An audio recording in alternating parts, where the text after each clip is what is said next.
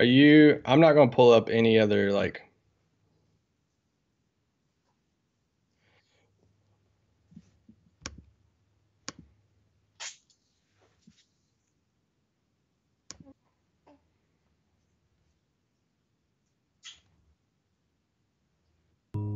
I'm Luka and this is Locked On Mavericks podcast. This is gonna be huge. Yeah.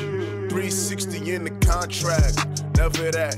I just take the contact. I bring it back. I'm running on the fast break. Behind the back. Yeah, this that. Dirk with the Mavs.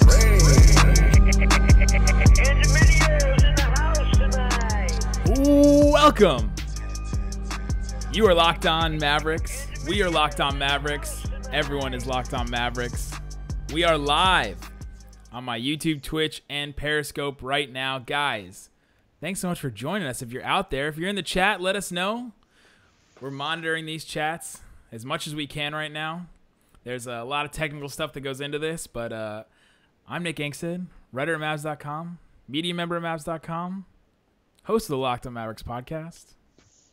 And joining me as always, my co-host, who just cleaned up the biggest mess since the Nerlens Noel debacle. What you got for me, Isaac Harris?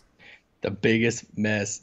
Well, I don't think Nerlens' mess consisted of newborn poop on the couch. Did it not? It could have. We don't know. It could have been on the couch in like the players' lounge.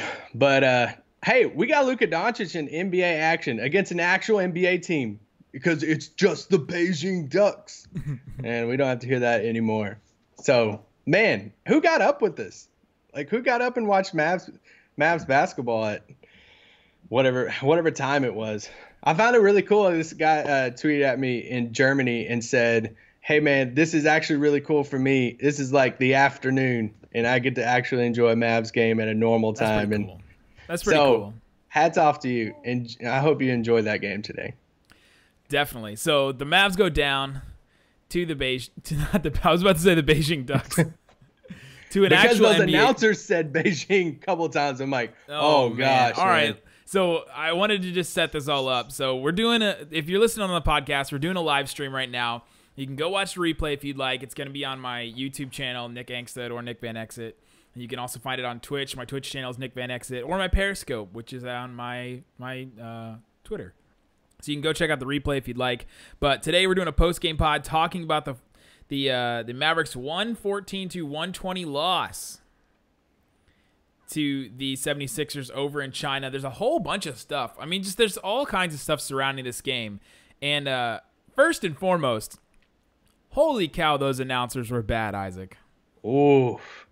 All right, so I'm not gonna lie. At first, I was like, "Man, Nick's really picking on these guys," like because Nick's Twitter was like literally just roasting these guys the whole time, and I'm like, I'm gonna give these guys a chance because the production of the whole thing was very difficult. Like I mean, there was just long periods of silence, and then at the very beginning, there was so much silence. I'm like, are we just not gonna have anybody calling the game? Yeah, We're just gonna watch be it. Like the Suns did this broadcast where they only had at least the feed that I was watching only had the announcer that was calling out, like the PA announcer. He was like, Josh Jackson for 3. It's like that was it. I was like, oh my gosh, is this gonna be that again?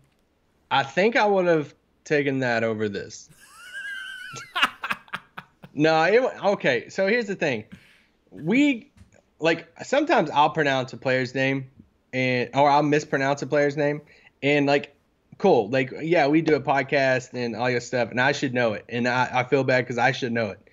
If you're calling a national NBA game and you have multiple names that you are just butchering, like Kleber sounds like a Power Rangers like nemesis or something. And I'm like, whoa, that's Maxi. And they kept on saying Kleber. And I'm like, man, this is difficult. Also, you always tweet out the pronunciation guide, and it's literally like I went and found it on like there's this Mavs Media Pass WordPress site, and it was literally in all these notes that they put together that the Mavericks put together.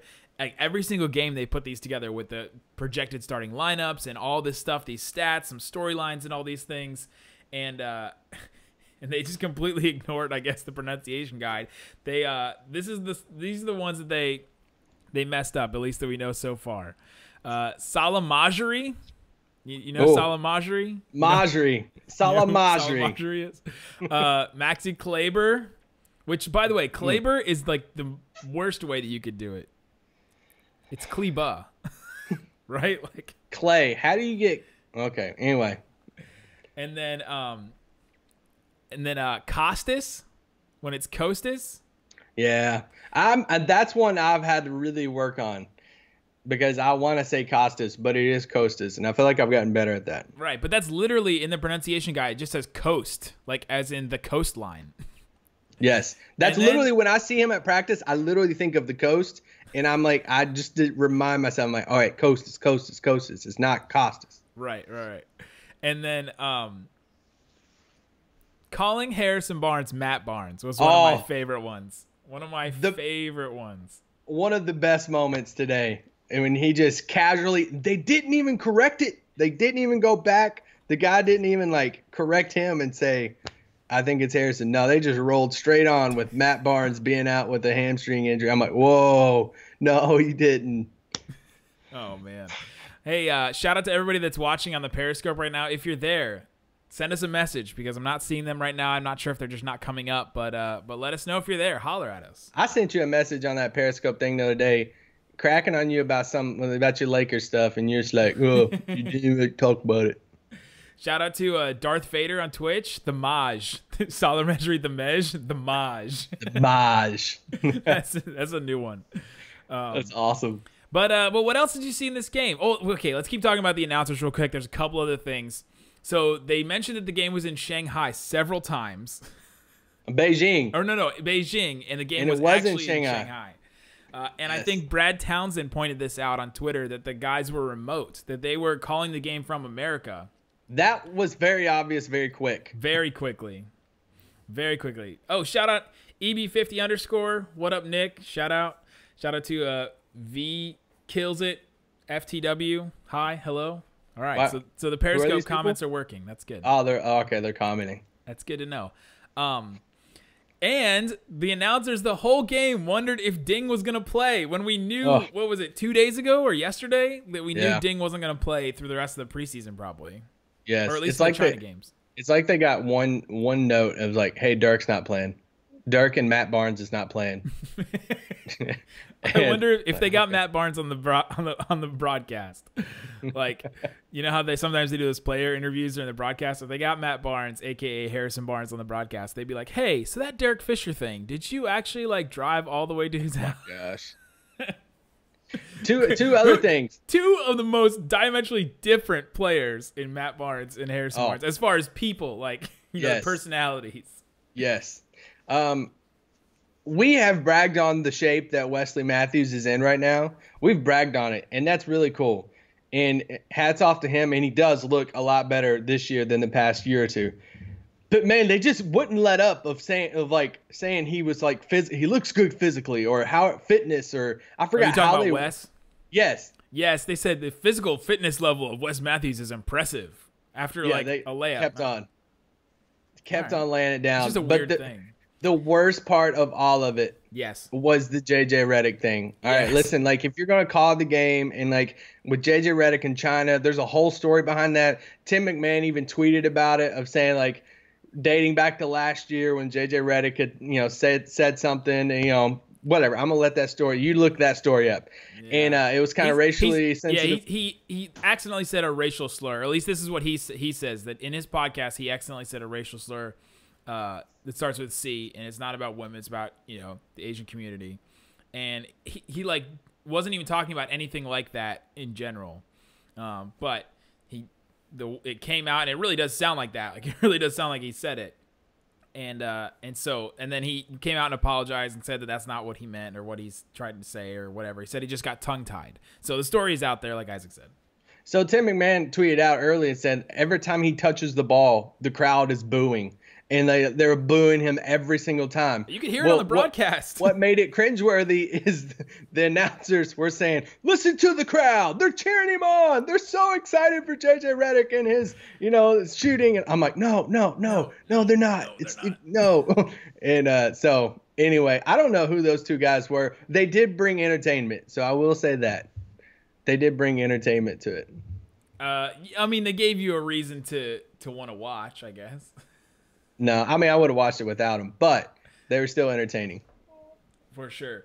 And then ES Deeb says, they said that the Maniacs were called the Fat Guys. And then they went, hey, I'm not starting something. That's their name. Well, is it? Not really. Is it? Not really. Not really. Oh, man. So, yeah, there's a whole bunch of announcer stuff. That was all really, really funny. And then the JJ Redick thing was not funny, but it was just, is what it is. So we're done with the announcers. We've talked enough about the announcers. Dennis Smith Jr. Let's go. What a start to the game. If they're Mavs community, all we're talking about right now is how him and Luka Doncic are going to fit together. And the biggest thing with him is that shooting, the outside shooting, the pull-up shots, the just shooting in general for him. Can he increase those numbers and percentages that we have drilled on this podcast from last year? And seeing that first quarter of Dennis against an NBA team, not the Ducks, a real NBA team, against the Sixers, man, that if you could watch one quarter over the course of probably the whole preseason, you watch that first quarter in Dennis Smith Jr. and you're going to get super excited for what the leap that he could take this year. Oh, completely. And so he started out, what did he start? 6 for 7? Like he started out shooting really, really, really good. And then he ended 8 for 16. So 8 for 16, I mean, so he cooled off, right? Like, he started off super hot and then ended, what was it? That would be 2 for 8 after that. And one of those was a goaltend. It was that goaltend layup that he had. Yeah. So you're going to get the highs and lows. And with a young guard, trying to improve his shot, you're going to get some of those games. But yeah, that first half was super impressive. You really love to see it. You love to see the confidence in taking those, top of the key threes and that pull up in transition shot that he hit. Yeah. That was impressive. Like Wes hit him right at the 3-point line, just drained it. Just coming off screens and shooting jump shots right off the dribble. It sounds super simple to like an average fan, but this is the next step in his game. And if you can get first quarters like Dennis Smith Jr. all the time, then really watch out. Completely. And there's a lot of people that, including Jeff Wade, that thinks that Dennis is, he was tweeting out today, he's going to lead the team in scoring. I still think Harrison Barnes will lead the team in scoring, but still, just the fact that there is this thought that Dennis could lead the whole team in scoring, there's a lot of people on this wave that he's going to take the next step as a shooter this year. Yeah, and I am one of those people. I want to go on the record right now on the live stream, on the podcast. I think that Dennis Smith Jr. is going to be a really good NBA player. I think that he's going to have a good season this year. I think some of his counting stats will be down, but I think he will have a better season than last year. I am putting that on the record. I have concerns, and I think the more you talk about concerns with the player, to me at least, I'm not like my concerns with his shooting and my concerns with his fit with Luka and my concerns with his defense are more of saying, I believe in this player. These are the things that he needs to improve on so that he can prove me right.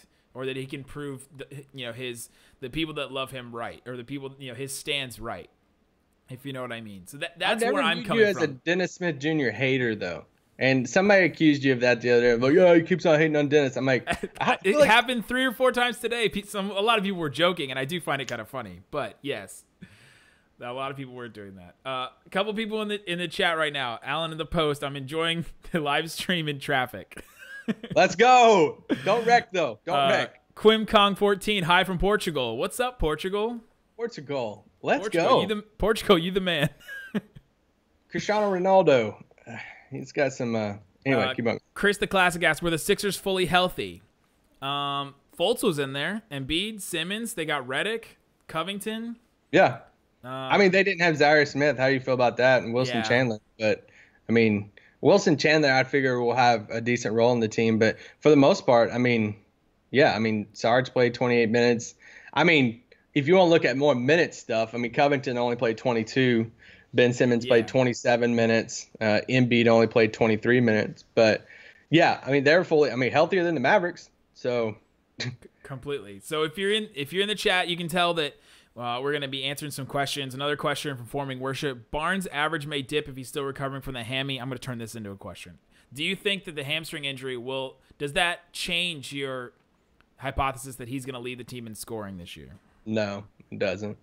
No. Because it does mine. Because this could be something that lingers for a long time. And if he starts off slow, the team all of a sudden says, all right, Dennis is our leading scorer, Luka is our leading scorer, and they, revert to that.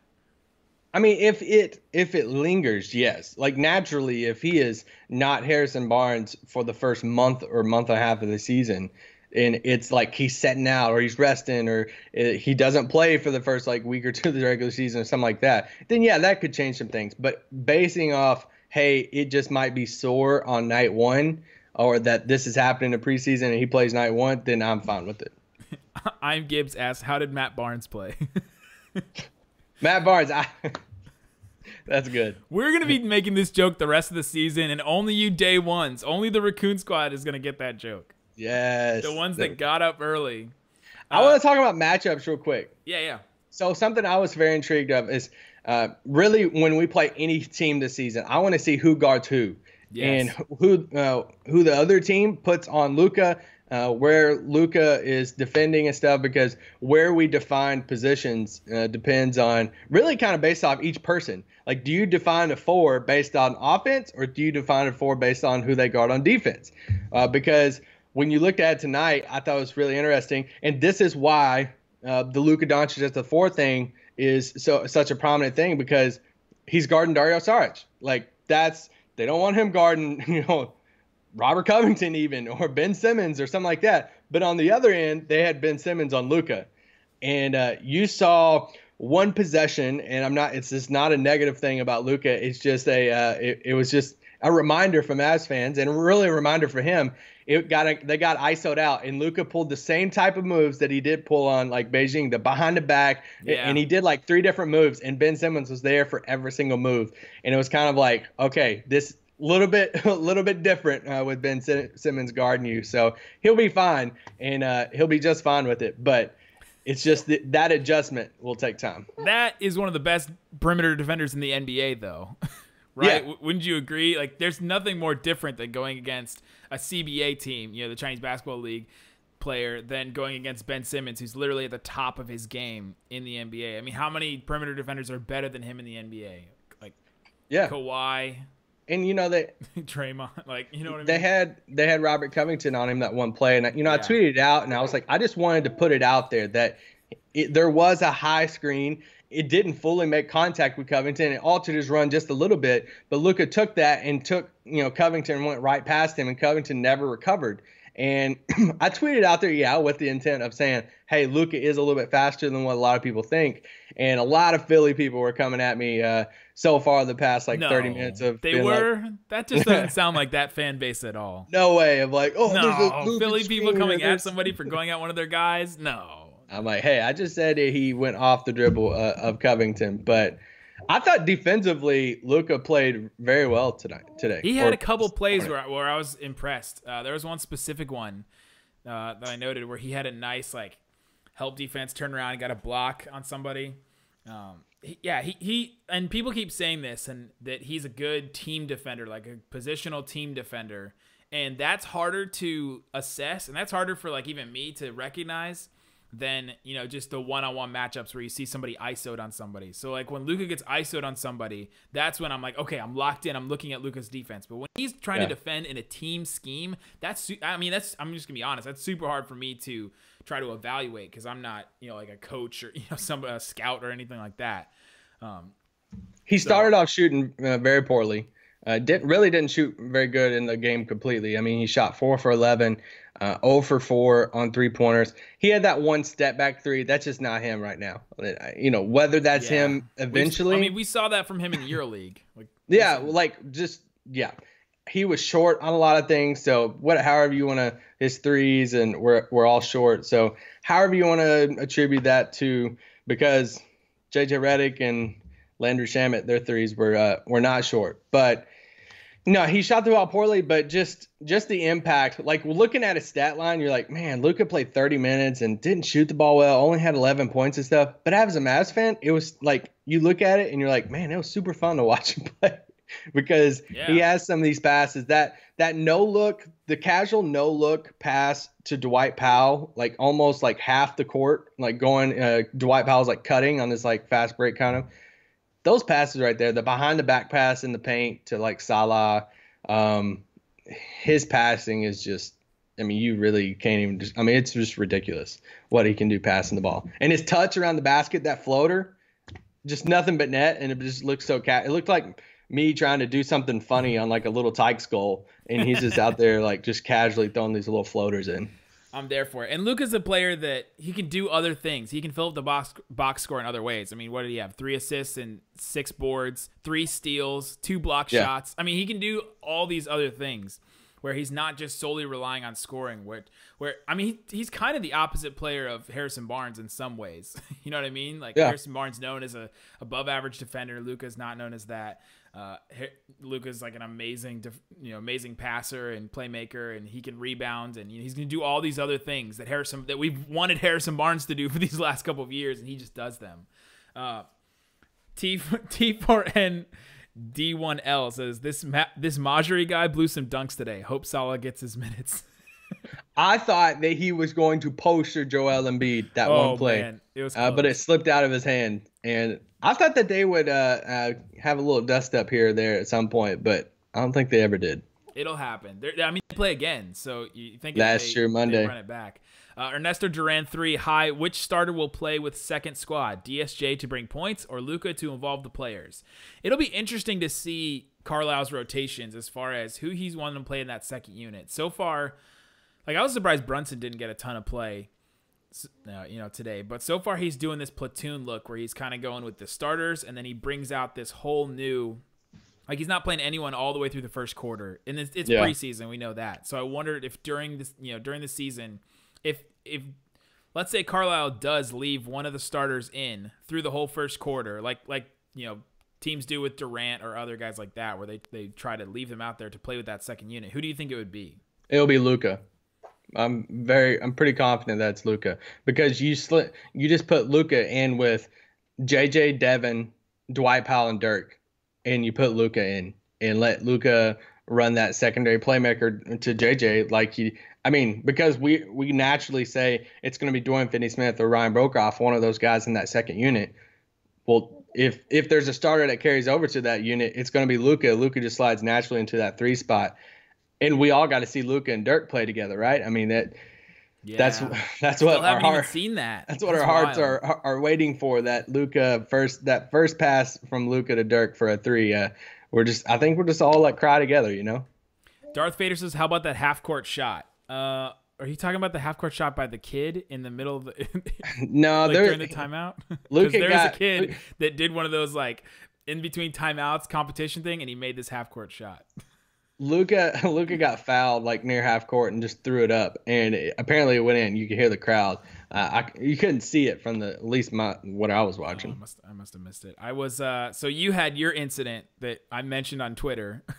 You can take what the insinuation from what I put on the Locked On Mavs Twitter, and I had my own incident. So my dog was outside, and he's out there. He's barking at everything. So I'm bringing him in and out. And during the game, I'm having to pause it and go back and stuff. And then he comes in, and his foot is just super dirty. He has white paws, but his foot was completely like black because of dirt and stuff. And so I was like, what is going on? Why is his foot so black? And he was like licking it over and over again. And if dogs are licking their foot a lot, that it could be all sorts of things. But there's got to be some kind of pain in his foot. So I was like, man, maybe it's like fire ants or something like that. Like maybe he got bit a bunch. And so I in the middle of the game, I paused the game. I went to go wash my dog. And so I started washing off his paws, and I found these little like burrs, like these little stickers that hurt so bad that when you like touch them, you can't even touch them. Like you try to pull them out. Yeah. And they were stuck like in between his like pads in his paw. And so I had to pull them out, and he was like shrieking, and I was pulling this out. I'm like, oh my gosh. I hate pulling those out of my like socks, let alone in between my paws. Like stuck in it. And I think he still has one stuck, but he won't let me get it. He keeps biting me. But so I think that was when that shot happened. I totally missed that. ES Deeb said, "Is Maxi starting on Monday? Because dang." Yeah. Dwight Powell, watch out, bro. Seriously, that was one of the things, and I'm starting to do my notes a little different. I write down 5 trends that I want to watch during the game. And one of those was, is Maxi going to take Dwight Powell? Because Dwight Powell started this game. And, they wanted to start him on Embiid, because they didn't want to they didn't have DeAndre and all that stuff. And by the way, Dwight Powell looks so small standing next to Joel Embiid. A lot of people look small standing next to him, but Dwight Powell looks really small. And let's just say pre-DeAndre these past couple of years, tonight is what we have been naturally looking forward to for the rest of the season, of just getting pounded by centers again. But there was just a better silver lining to this today of Joel Embiid roasting on all of our centers and knowing that, we actually do have a big guy that will guard him coming in the next week or so, or whenever we get back. So it warms your heart a little bit. Yes, there's a plan. There's a plan in place where the last couple of years there hasn't been a plan. The plan has been Bogut or Zaza or Chris Kaman. Or, Chris Kaman. It's not a plan. Sam Dallenberg. But Maxi was super impressive today. It's 17 points.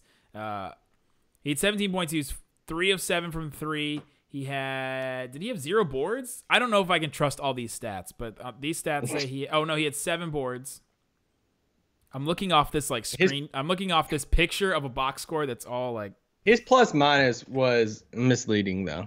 Yeah, he's minus 18, which is by far the worst. Like the next closest was minus 7. That was JJ Barea.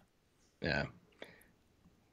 Interesting. Because he had 17 points and he played really well this game. He had a nice post up. Ben Simmons switched off on him. I tweeted out a gif of it, and he had this fake up and under post up move on Ben Simmons, which is nice.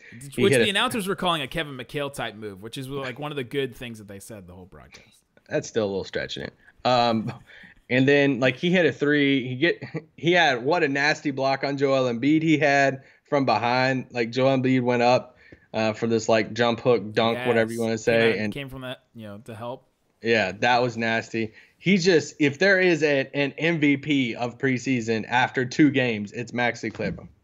Yeah, and you could say bench MVP or just team Maxi MVP. Kleber. Yeah, Kleber. Kleber. All right, a couple other comments here. Actually, we got a bunch of comments I got to get to. From Seth, hey guys, I wasn't able to watch the game, but who looked the best from the shorthanded squad we had? You got to start with Maxi. And Maxi Kleber. And the first half, Dennis. First half, Dennis was incredible. Oh, yeah. I mean, he was hitting these running in transition 3. He hit, somebody mentioned earlier in the YouTube comments, he hit a floater, which was nice to see. Yes. He was making some nice passes. What did he finish? He finished with 5 boards and 5 assists, a steal, a block. He was -1, 20 points. I mean, that's what you want. And if that cold stretch that he had in the second half and then towards the second quarter, if you sprinkle those in, this is a good looking game still. It just looks bad because the second, they're all strung together. He was hot and then cold. Yeah. And that's kind of, that's what young shooters do sometimes. So, hey, the first quarter alone, that was all I needed to see. That was great. And those are the flashes that you want to see from a young player. I mean, he's not a rookie anymore, but you want to see from a guy like that, because that's what you put your hope in, is flashes like that. We're like, all right, let's try to string this together. I mentioned this a lot, but Mike Lombardi of The Ringer, and he used to be one of the GMs or one of the front office people of the Patriots. He has this saying with players where there's players that are 50-50 players, 25 players, 100 players. And whatever number you want to attribute to them, whatever percentage. And the 100 players, you know what you're getting from them 100% of the time. These are like the Harrison Barnes, Wes Matthews, DeAndre Jordan that we talked about in our player previews, where their variance of how they're going to play is not super big night to night. Then you have 50-50 players, where 50% of the time they give you a good game, and 50% of the time they don't give you a good game. And as a young player like Dennis, he's probably, for his rookie year, he was probably like a 25 player. 1/4 of the time, every 4th game, he's going to give you something awesome. Just show you what, the highest what he can bring. And then those other times, he's going to struggle. He's going to, have his 1-for-8 stretches and things like that. So with Dennis, he's going to have to try to figure out how to string together those performances. But you love seeing stuff like that, because that's what gives you hope.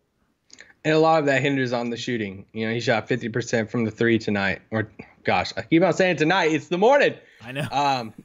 And he shot 50% from the three, and we just put a over-under board bet on a pod a few days ago on 35%. He shot last year, he shot 31% from three. And Nick and I say, hey, 35%. That's what we're shooting for Dennis shooting for three this year. So that's a goal that I really think, we both really think that he can hit. Yeah, I do. I believe that. I really do believe that, everyone. From East Talk Franco. Hi from Slovenia. Yes. Whoa! What's up? Watched my first full Dennis Smith Jr. game. Already worried about him passing at the right time. I don't think you have to worry about that. That's one of the things I know you don't have to worry about. I did start looking up some of his, like Carlisle talks about the dribbling and how he doesn't want this team to dribble as much. And I started to look up some of his dribbling stats on NBA.com. And so Dennis Smith Jr. dribbles per touch last year, 4.7. JJ Barea led the team with 5.2. The next highest after Dennis was Devin Harris with 2.69. So Dennis Smith Jr. is taking twice as many dribbles per touch as anyone else on the team besides JJ. And then seconds per touch last year. And this is just per touch. This is not like, this is every time he touches the ball, on average, he dribbles that many times. Seconds per touch, almost 5 seconds per touch. And if you think about how long 5 seconds is, like 1, 2, 3, 4, 5. That's a long time if you actually like think it out and talk it out. So Carlisle really wants him to cut down on that, and I think he did in this game. I mean, at least in the first half for sure, he was making some nice reads, some nice passes. I posted a GIF of this really nice play where Luka, Wes, and Dennis were playing this 3-man game where they were all rotating around and drive and kick, and they were doing all this stuff, and Wes got an open 3 at the top of the key and made it. And I think the assist was from Dennis. So I don't think you're going to have to worry about his passing. That's one of the things he's really, really good at. I will say this. I hear your point. And if you look at him a lot from last year, I could see how that point in the thought process of him being this scoring point guard that wants to take it to the basket and all this stuff. I do see your point. So don't think we're discrediting that at all. But there is it's terrible. There is an added emphasis, and we're saying that because Rick Carlisle has said, and Tim Cato's piece on The Athletic, and talking, and Tim wrote an awesome piece on that, talking about their emphasis on this ball movement and setting these limits on how long they're holding the ball, this pass, cut. And so that's the goal right now. So knowing that is an emphasis, knowing that is what they're trying to implement in their offense, and that you have Luka and all this stuff, I wouldn't be worried about it. Give it a couple weeks, give it a month, and we'll see how that's playing out, and then we'll go back to that point that you made and see if it's an issue. Completely. And Carlisle brought it up because it was a pass. It was an issue. And those stats that I mentioned from last year proved that, he needs to have, better decision-making like that and not ISO and dribble as much. But former worship says, any update on DeAndre Jordan? We just know that at least I know that it was a death in the family. It was personal reasons. There's no injury or anything. I saw a couple people like speculate that it was an injury. It's not an injury. Yeah, I don't know too much about it, so I'm just going to leave it to the reporting that's been on there and let that stand. Yeah.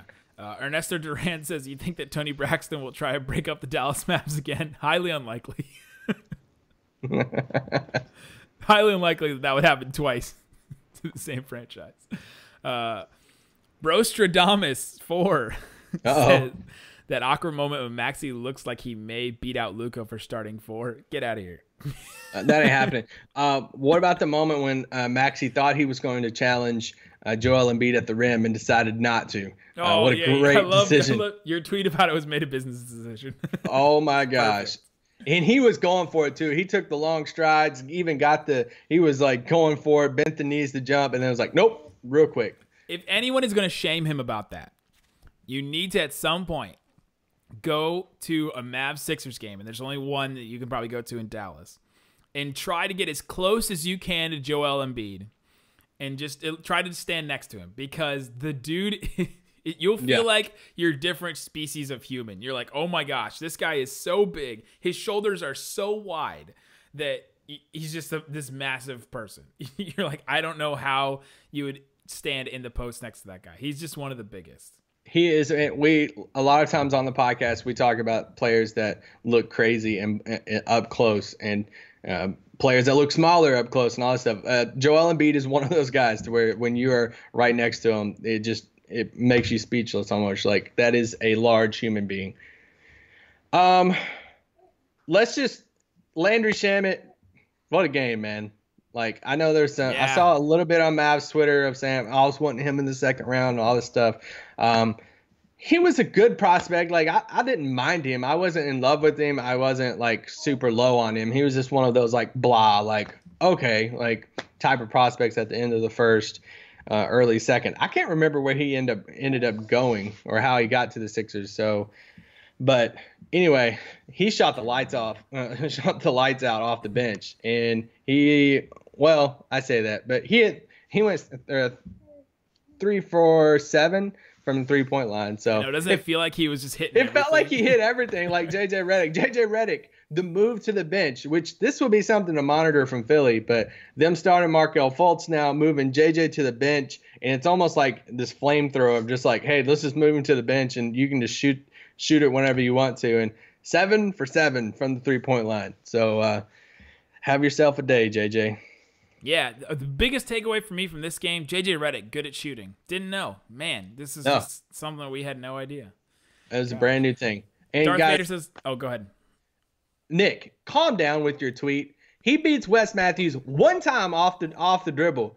And you want to call out Wes and be like, are we sure he's a good defender?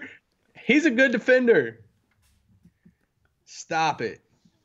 It is okay. I should have tweeted out the same thing when Maxi posted up Ben Simmons. Be like, are we sure he's a good defender? It's fair. It's fair. It's not fair. Wesley Matthews is a good wing defender. No, it's fair that you say that. But it's JJ Redick who is like, if JJ Redick can drive like 5 past for 5 from 3 at the time. So of course you're gonna play him up tighter and dare him to try to dribble because he never dribbles. It's fair. It's fair. I still think Wes is a good defender. Nick's like, I still think he's good. I mean, he's not Kentavious Caldwell-Pope, but he's good, though. And he's definitely not Lance, that's for sure. He's definitely 100% not Lance. He's not Lance. Is anyone more opposite than Lance? Stop. We're not talking about the Lakers. Keep on going. Jonah Bolden made an appearance. I love Jonah Bolden. I was super high on him in his draft. You know who is not high on him? Bill Simmons. He didn't know who he was. Yeah, that was a sad moment. That was a really funny moment. I laughed at that. Darth Vader says, how often are we going to see Barea and Brunson on the floor together? That's some serious mini-me small ball. And then he made an emoticon, and I'm going to try to replicate it. Oh, my gosh. Don't ever do that, Nick. It's like, I think we'll see him on the court together whenever Devin sets out, like if Devin's hurt or something. Yeah. I think that Devin-JJ thing will happen, and whenever one of them is banged up or they sit out for rest, Brunson will just step into whichever role of the person that is going to sit out. And that kind of shows this team's guard depth. A lot of people are saying this team has so many guards. Why does the team have so many guards? Well, you've made Luka now a wing or a big, depending on, sometimes he plays the 5. He did it again today. But Carlisle has now spread out this lineup to where he has taken out some of these bigs, and some of these bigs are kind of irrelevant now, and just stretched out that part of the rotation. So Jalen Brunson's your backup, point guard and shooting guard. Any guard spot. He's like your third guard. The Dorian Finney-Smith versus Ryan Broekhoff competition, it's still blah right now because both of them played blah. Yes. Ryan Broekhoff didn't shoot the ball well. I mean, he shot 1 for 4 from the field, 1 for 3 from 3. Dorian Finney-Smith shot 1 for 4, 0 for 2 from 3. And it made Dorian Finney-Smith look a lot worse whenever he was tasked with guarding Ben Simmons, and Ben Simmons made him look like a third grader sometimes. And it's one of those things where like it's just that's how good Ben Simmons is. He's going to do that to a lot of people, but for me, it put a spotlight on Dodo more because there was just times where Ben not only. The whole Ben Simmons thing is so intriguing because he's so good, but he just can't shoot. So it's like there's a ceiling to his game right now, and it's weird for me. Did you hear the announcer when he was like, people always say that let me try to do the announcer voice. Now, people always say that if Ben Simmons can get a jump shot, if he only had a jump shot, well, I think that's what makes him special. Like what? Why? The What's fact that make he him doesn't special? have a jump shot, but then he went on to try to explain that, he can do all these other things without a jump shot. That's what makes him special. But that doesn't mean he shouldn't try to get a jump shot. Yes, he needs a jump shot. There is a ceiling to your game without a jump shot. And right now, who gets the basketball in fourth quarter's last 2 minutes? You need to get like counter baskets with LeBron or whoever it is. Who gets the ball for Philly? Honestly, I think it's Joel Embiid. It is. It's Joel Embiid. So, like, you're not giving it to Ben Simmons and saying, like, a smart defender is going to give him room.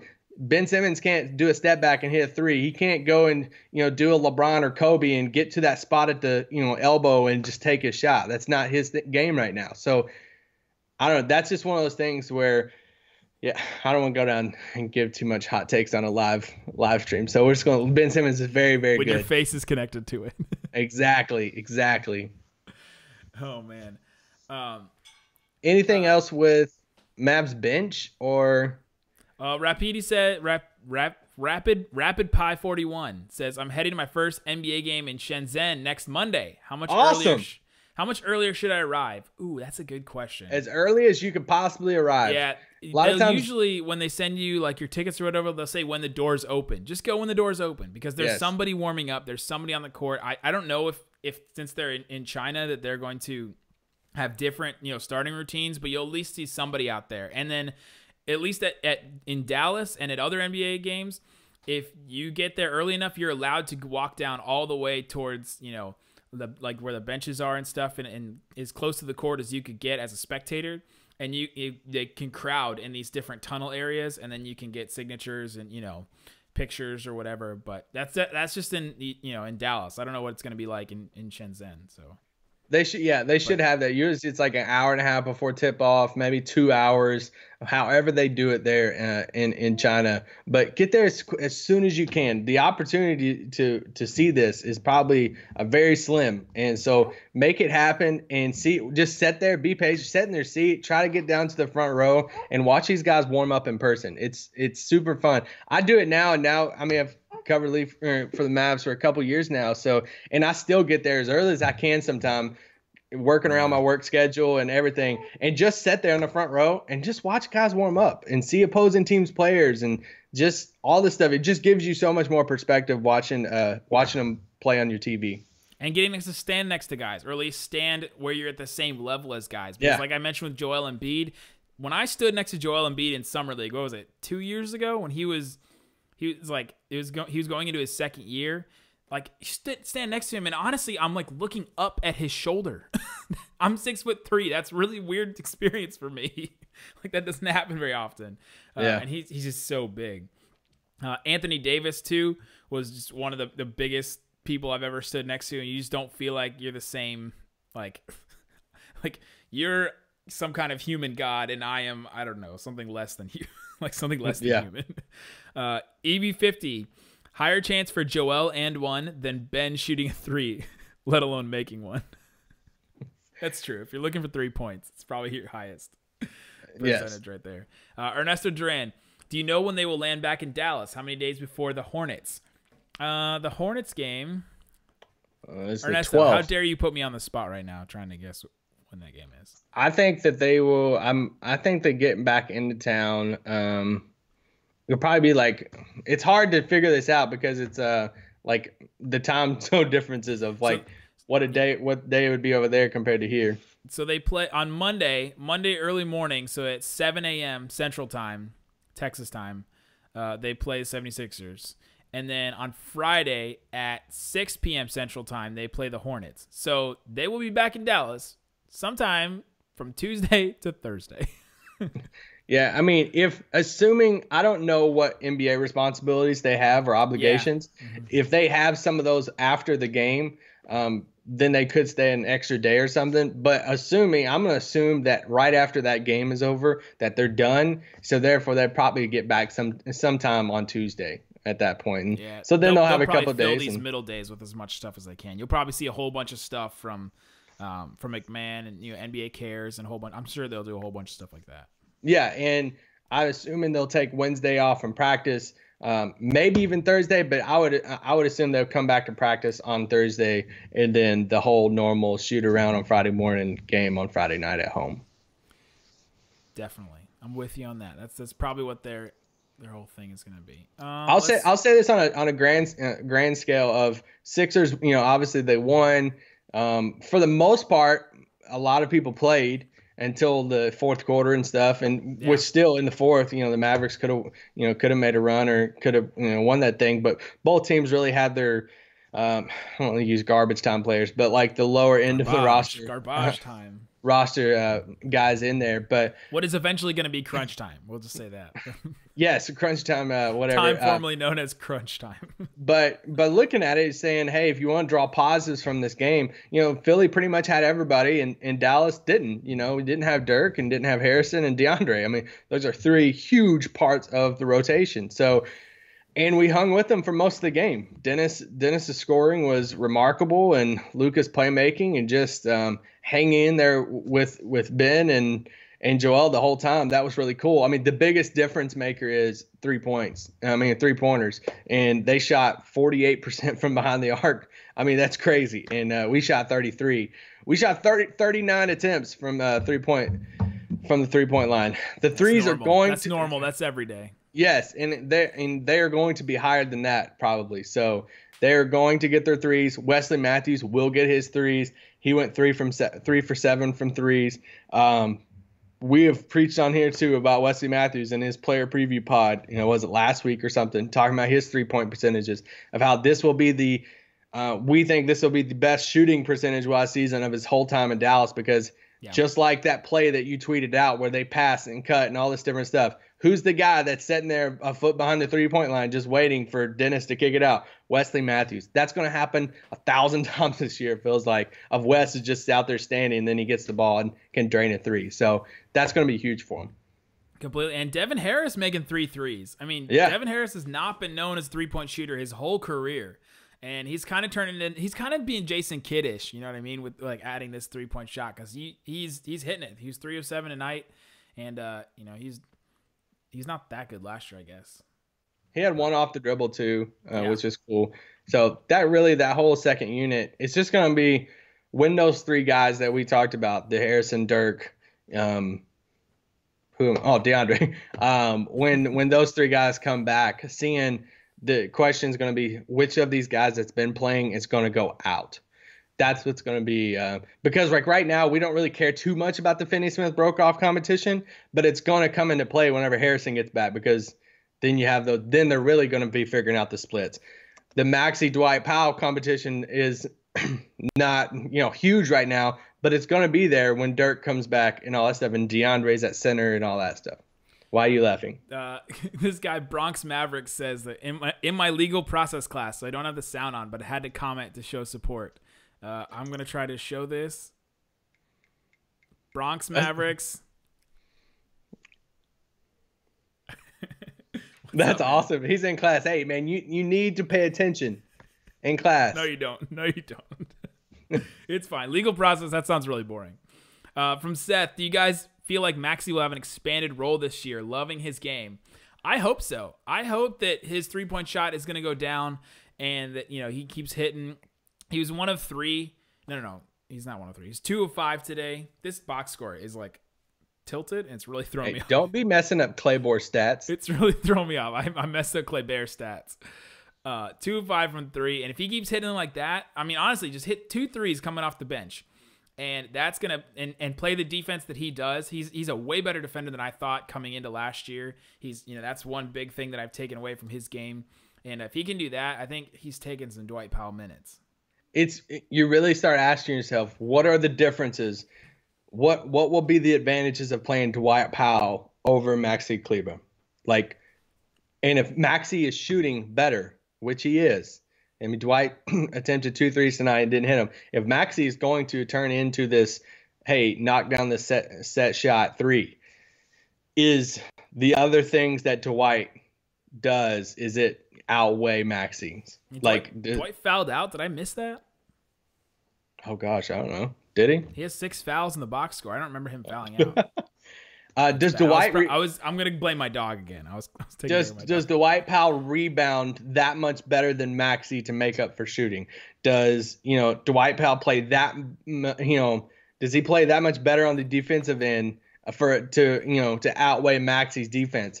Or honestly, does it just come down to who can shoot the ball better as a big? Alan in the post says, just like his father, Maxi Kleber Nowitzki will take big steps post rookie year. Yes, just like his dad. He even put the dash like Kleber Nowitzki, like that, like Kleber Nowitzki. That's his name. Mozzie Man Danny 98. No question. Just want to say, Locked On Mavs, my favorite podcast. Keep up the good work. Hashtag Raccoon Squad. What's up? Hashtag Raccoon Squad. Shout out to you. Thanks for watching me. We appreciate it. Forming Worship, can you guys comment on Luka's stat line compared to his play on the court? Stats look bad on paper. I don't think his stats look that bad on paper. I mean, he's missed 4 threes. I mean, it's kind of what I just said earlier, though. Yeah. Of like, when you do look at the stats and say, hey, he shot 4 for 11, he only had 11 points. But if you take away the missed threes, he's 4 of 7 from the field.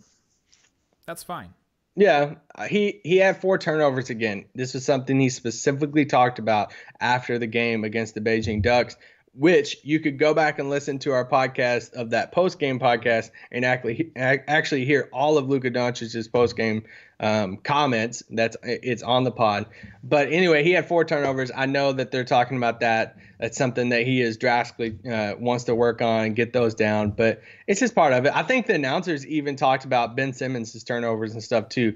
It's going to happen when you make the pass that he does and you handle the ball like he does and you're a playmaker. It's going to happen, but they got to just – and it's not like he has like 8.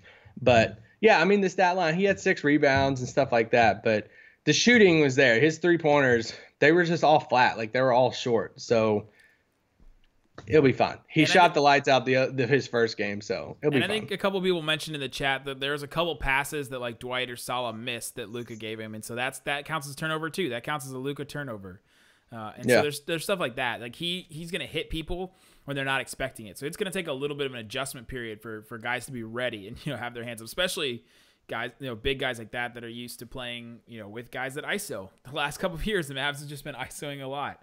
And so they're going to have to get used to that. From AG Wang B. I just totally messed that name up. Great podcast. Wife being mad about the time I'm listening to you guys. When Barnes, not Matt, back. Matt Barnes is not coming back. Do you think Matt Barnes will ever play again? Stop. No. The real Matt Barnes. The real Matt Barnes. He might play in like a rec league or something. Oh, the big 3. Oh, he's made for the big 3. Yes, he'll be in the big 3. Put him on Meta World Peace's team. He will be in the big 3. And our wives get mad about the amount of time we talk together too. That is very true. Very true. We record every night, so for the most part, every single night. So yeah. Except today, which is during the day. I will say this. It was really funny. My wife, yesterday, we're sitting here last night, and she goes, I turned on the pod today, and there's some random dude talking. It was Kirk. Shout out to Kirk for filling in for me yesterday. Yeah, that was awesome. Kirk did good. We appreciate Kirk. And I like having a fan that's like as big and as loudmouthed, I guess, of a fan that he is. And just being like yesterday, I just sat down. I was like, all right, tell me how you feel about this. And I just wanted, I just want to know how he's there, because you're getting the sense of what the fan base feels from that. Yeah. Felt like Luka's shot was a little short and flat. Could be from the long trip. Honestly, it could be just from he brought his PlayStation with him and played Fortnite the whole time. Stop. Doesn't matter. Nick is the one who asked that question on the Dallas Morning News. I did not. Tyrion Gaming, he would have had 10 plus assists if he finished the play. If we finished the play. I don't know what that means. Guys, Barea and Harris will be the death of the Mavs from DSJ Renee. Get out of here. No. They are old and slow and will. I don't know what and will means. No, I tweeted out this gif of them two and Dirk on the bench, and it's just like, it just warms your heart. Now listen, if Rick was starting them two over Dennis and like Luka or something like that, then I could understand that. But the minutes and role that we're asking them to play, like what do you want to happen really? I mean that. Shout out to Kirk. He's in the chat right now. Oh, is he? Look, what up, Kirk? Kirk, how's work going? Kirk's working from home today, I think. Let's go. Kirk, I literally think of Kirk Henderson. I think of that.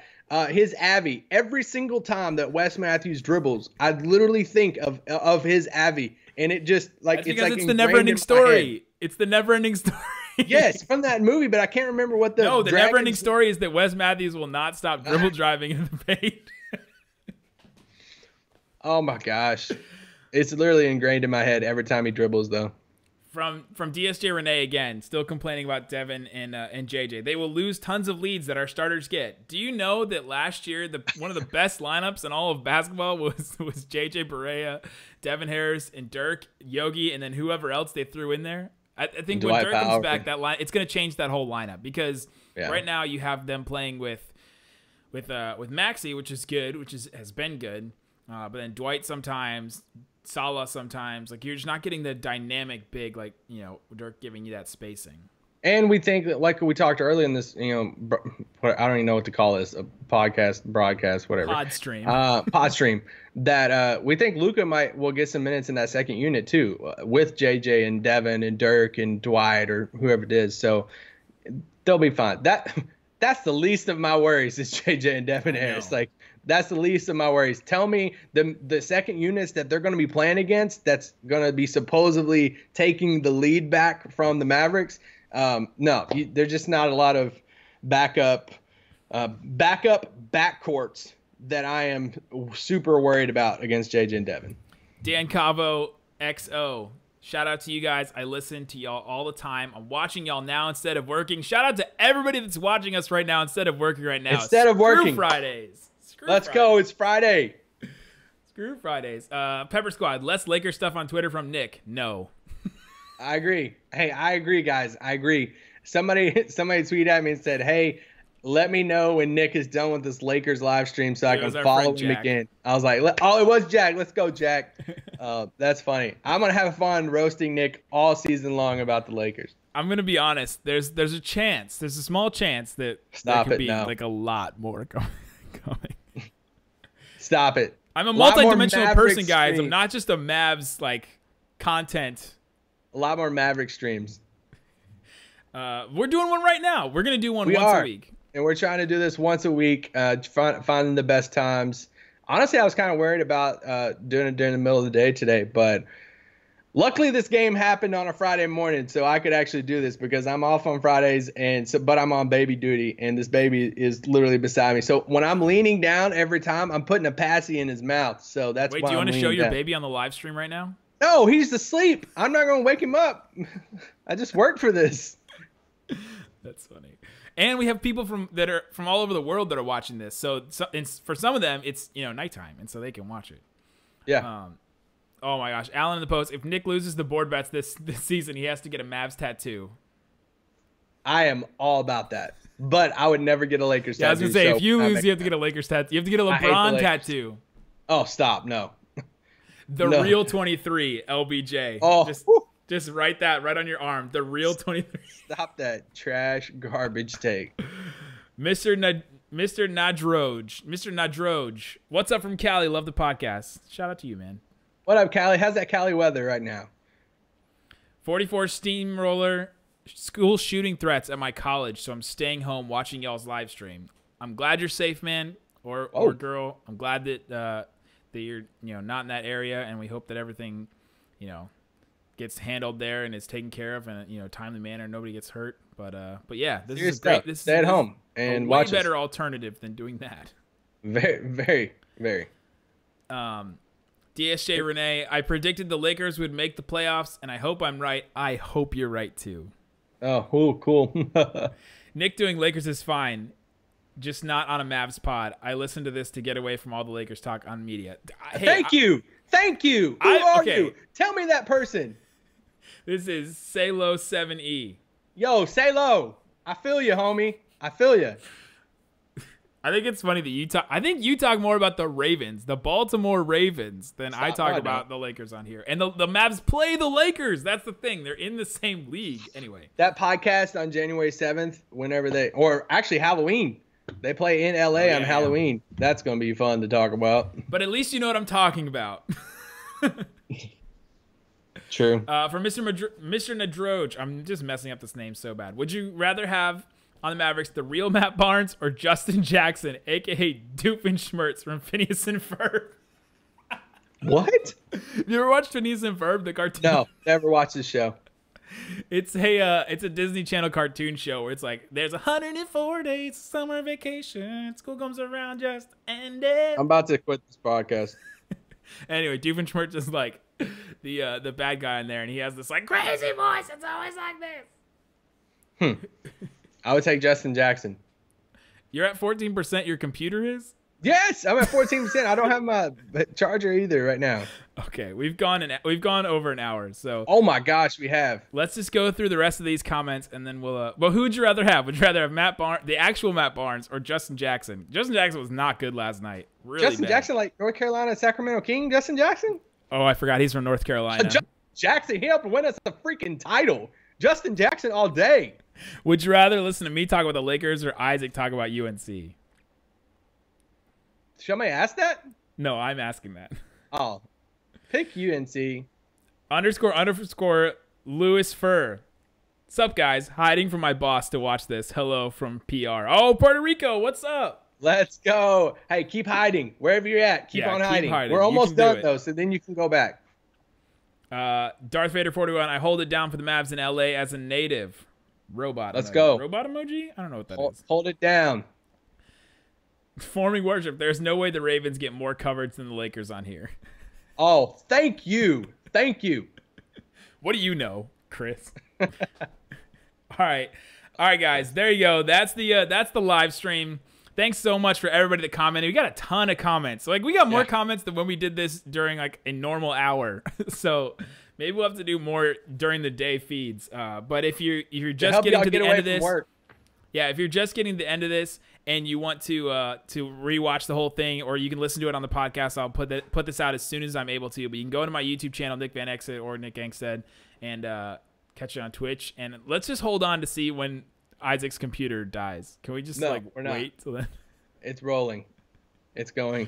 Seriously, guys, thank you so much. It's super cool to see Luka and the Mavericks play an actual NBA team and not the Beijing Ducks. They'll turn right back around and play Philly again in China on their second game of this huge trip that they're on overseas, and that will happen on Monday morning. So kind of almost the same setup. I think tip-off might be like 30 minutes later on Monday and not at 6:30. It might be at 7. Yeah, or I could be wrong. It is. But anyway, after this trip, everything will be back to normal.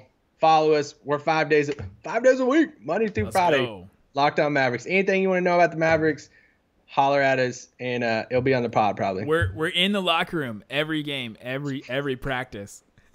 We're in there. The only media major publication. Home and away. Home and away. Dankov XO says y'all should do it once a week. That's our plan. That's our goal, is to do it once a week. Now, life comes in the way and things like that, but we have other jobs outside of this and other things. But yeah, we'll try to do this once a week. I've got all the setup, and I think it's gone a lot better. I think the stream looks clear from what I've seen. And we've dropped 0 frames so far, and that's really, really good if you guys care about the tech side of this. So we've dropped 0 frames. Last time, I think we dropped like 7,000 frames. Yikes. If I do anything that's not the best tech-wise, I hear it from Nick. Nick is tech genius, so. Not genius. I can copy off a lot of people. It's really good. So, guys, thanks so much for joining us on Locked On Mavs. Peace out! Boom.